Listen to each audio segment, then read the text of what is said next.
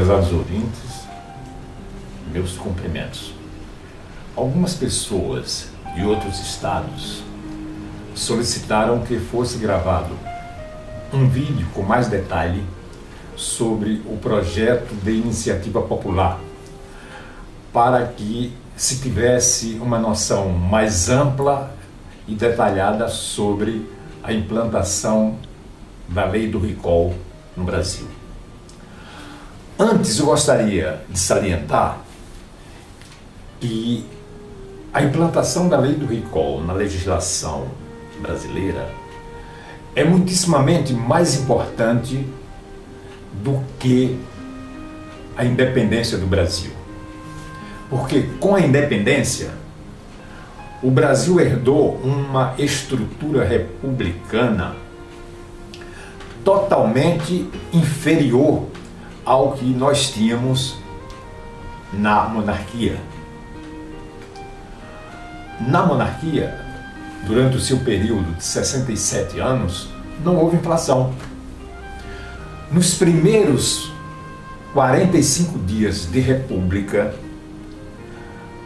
houve uma inflação de 10%. Em 1890, a inflação atingiu 41%. Em 1891, a inflação chegou a 50%.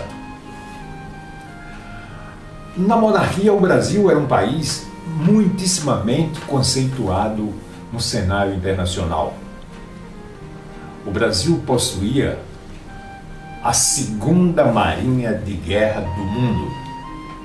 O nosso parlamento se igualava ao parlamento da Alemanha, da França e da Inglaterra. O menor salário na monarquia do trabalhador mais desqualificado era de R$25.000, que corresponde hoje a 6 salários mínimos. Agora, o pior de tudo é que na República, depois que se instituiu a República, a sociedade brasileira tornou-se invisivelmente uma sociedade escrava, porque os políticos profissionais só fazem leis para os governantes e para eles, e não para o povo. Só é possível quebrar essa estrutura perniciosa e subrepticiamente ditatorial com a implantação da lei do recall,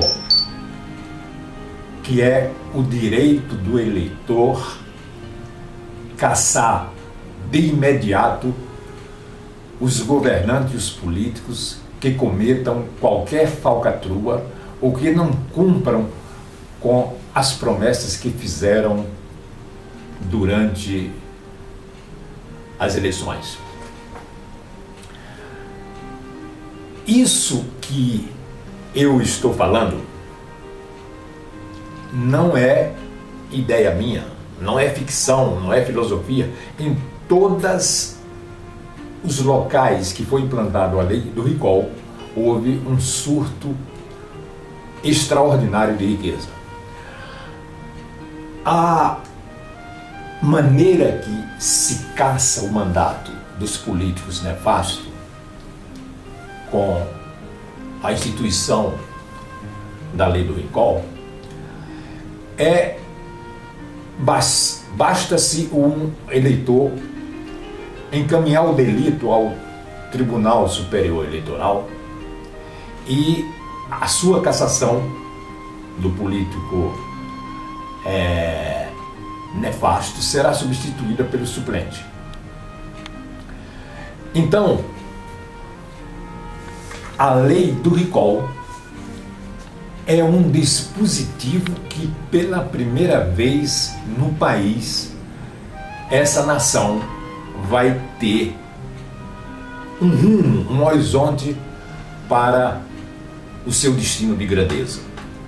Mas isso só é possível, essa instalação dessa lei, com o povo e nunca pelos políticos, porque os políticos têm um horror ao recall. Então, o projeto de iniciativa popular, ele será feito com mais ou menos cerca de 2 milhões de assinaturas, como foi feito o projeto Ficha Limpa, e dessa maneira nós poderemos instalar esse dispositivo na nossa legislação eleitoral. Vocês vão de perguntar: ora, você disse que os políticos nunca fazem leis para o povo. E por que eles fizeram o projeto de iniciativa popular? Eu vou explicar por que eles fizeram essa lei. Durante a Constituição de 1988, os políticos estavam livres de um regime sóbrio da Revolução de 64, onde eles passaram 20 anos sem as regalias de poderem fazer as suas grandes e nebulosas negociações, como é feita hoje, sucateando o dinheiro das estatais e do poder público. Então, na Constituição, eles pensaram que poderiam se vingar e ter a segurança de nunca mais haver no Brasil um regime de responsabilidade, um regime que coibisse a série de regalias dos políticos. Então, eles fizeram um projeto para o povo, que foi o projeto de iniciativa popular. Só que depois eles perceberam que eles deram um tiro no próprio pé, porque eles disseram: pô, o povo vai fazer um projeto para que os políticos passem a ter um salário, ao invés de 30, passar para 5 mil. Ou então o povo vai fazer um projeto para diminuir o número de parlamentares no Brasil. Então eles se apavoraram e imediatamente se reuniu o Congresso e fizeram uma emenda para coibir o valor democrático do projeto de iniciativa popular. E foi feita uma emenda onde o projeto só valeria se depois fosse passado no Congresso e aprovado no Congresso. Quer dizer, dessa maneira, eles realmente cortaram o caráter democrático do projeto de iniciativa popular, porque teriam que ser passados sobre as vistas do Congresso, e o Congresso achava se seria bom ou não para a nação. Mas há uma forma da gente contornar essa barreira e conseguir implantar a lei do recall. É antes da entrada do projeto no Congresso, se fazer uma mobilização social para que vá a Brasília milhares de pessoas para pressionar o Congresso a votar nessa lei que irá fazer do Brasil uma grande nação. Eu não tenho dúvida que eles votarão, porque os políticos têm um horror, têm um medo terrível da opinião pública. Aí nós passaríamos a viver numa nação do primeiro mundo. Eu gostaria de fazer algumas considerações finais. Instituída essa lei, vamos fazer com que ela passe a valer do dia da sua implantação para frente. Porque se não for dessa maneira, as pessoas vão caçar todas as autoridades do Brasil, porque todos os governantes, eles são impuros, têm problemas.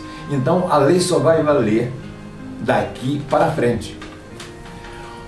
Outro detalhe é que nós, adeptos do projeto Finalmente Uma Luz.com, deveremos estar atentos com os negativistas.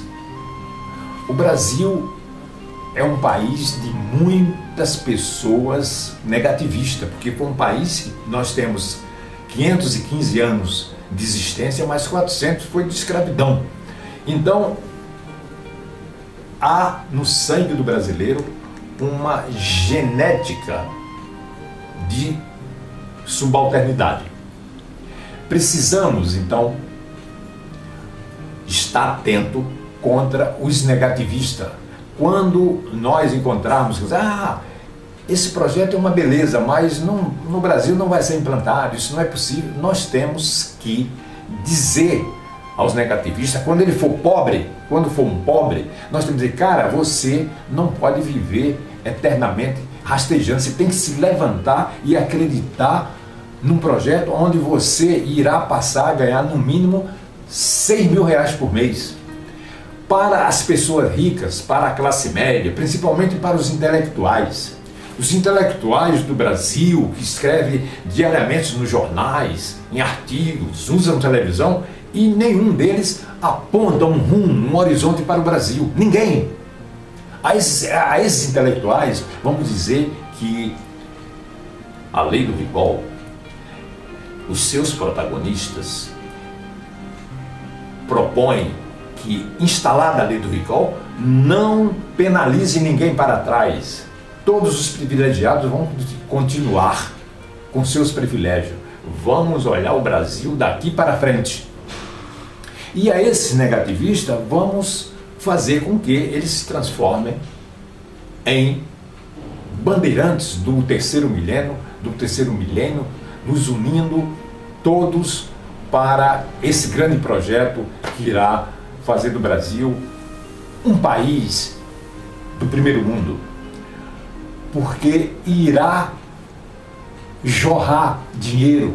O Brasil perde por mês cerca de 100 bilhões de reais apenas com um item: a permissão dos desvios das nossas riquezas minerais, que são feitas por ONGs em Roraima, na Amazonas, e ninguém toma uma providência. Então, vamos também propor que os salários dos nossos professores, porque uma nação só se faz com a educação, sejam logo de início multiplicado por 5. Também os militares que cuidam da segurança da pátria terão que inicialmente ter um salário multiplicado por 5, para que eles não se entre em negociações de promiscuidade para desfazer o seu dever com a segurança da sociedade.